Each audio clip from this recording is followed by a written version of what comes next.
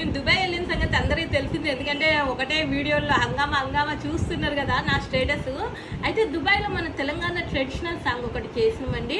మేము ఆ traditional song చేసినందుకు అక్కడ మీటింగ్లో మాకు ఒక మంచి అద్భుతమైన గిఫ్ట్ ఇచ్చిందండి. ఆ గిఫ్ట్ ఏదో చూపిస్తా అండి, చాలా బాగుందండి. నాకు మన ఇండియాలో కాకుండా కంట్రీలో డ్యాన్స్ వేయడమే ఒక గ్రేట్. డ్యాన్స్ వేసిన తర్వాత అక్కడ వాళ్ళతో ఒక షీల్డ్ తీసుకొని ఒక సన్మానం పొందటం అనేది చాలా అద్భుతం అండి.